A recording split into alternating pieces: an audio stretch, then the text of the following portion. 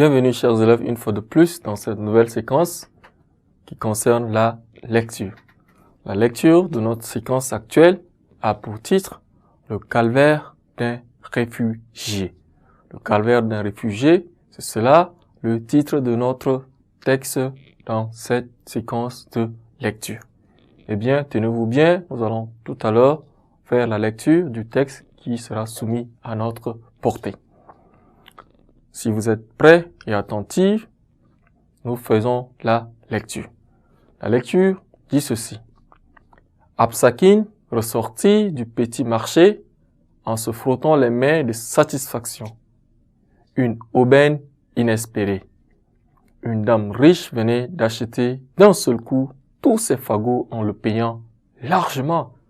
Il s'arrêta sous le halo de lumière échappée d'une boutique ouverte et compta son argent en tremblant. Il arrivait à un total de 415 francs CFA. Une fortune, mais il était possible qu'il se soit trompé. Il devait avoir plus, ou hélas, peut-être moins. Non plus, il devait avoir plus.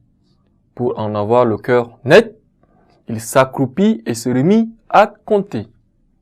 35, 135, 150, 200, 250, non, 225, 300. Que fais-tu là? Tes pièces d'identité. Les doigts d'Absakin se refermèrent instinctivement sur les pièces de monnaie. Un policier, corpulent, mais sur la hanche, le dominait de toute sa hauteur. Sans un mot, il sortit de sa poche sa carte de réfugié et le présenta au gardien de l'ordre. Vous, les Tchadiens, vous êtes des fainéants. Vous ne savez que vous battre, boire de l'alcool à longueur de journée et vous battre. Alors, comment as-tu fait, toi, pour avoir tant d'argent? Reprit le policier avec une morgue évidente.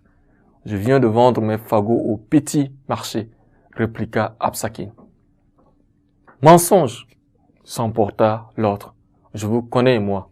Avoue que tu viens de voler. Moi, voler? Interrogea le réfugié sur un ton de dignité offensée. Qui aurais-je pu voler? Allez, donne-moi cet argent, un point, un trait.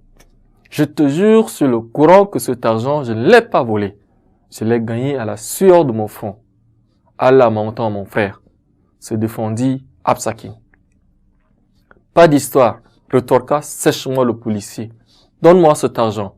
Je suis sans femme, sans frère, sans rien. Pitié, frère. Je suis africain comme toi, noir comme toi, musulman comme toi. Je ne suis pas musulman. Je te dis de me donner cet argent.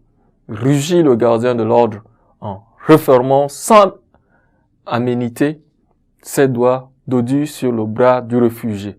Ce dernier gardait le poing obstinément fermé. Parcourir des dizaines de kilomètres sans avoir rien mangé sous une chaleur accablante. S'écorcher vif la paume des mains à couper du bois. Peiner sous le lourd fardeau de fagots. Et au moment où l'on palpe le fruit de son travail. S'en faire déposséder.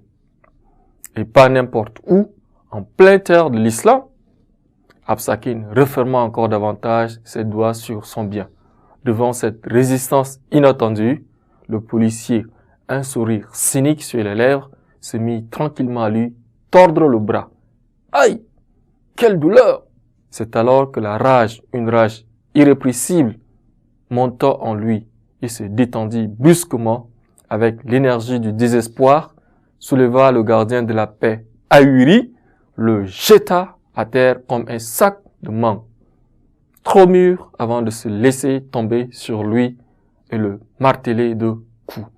Dès lors, les événements se précipitèrent. Des cris poussèrent des ténèbres. D'autres policiers surgirent de la nuit, se ruèrent sur le réfugié, déchaînés, le labourèrent de coups. Absakin avait, avant de s'évanouir, eu le temps d'entendre l'un d'eux dire « Enfant de salaud ! Oser lever la main sur un agent en tenue, tu le payeras cher !» Ainsi donc, chers élèves, nous voilà arrivés à la fin de notre lecture avec pour titre le calvaire d'un réfugié. Je vous prie qu'on reste ensemble pour la suite d'une nouvelle séquence d'un moment à l'autre.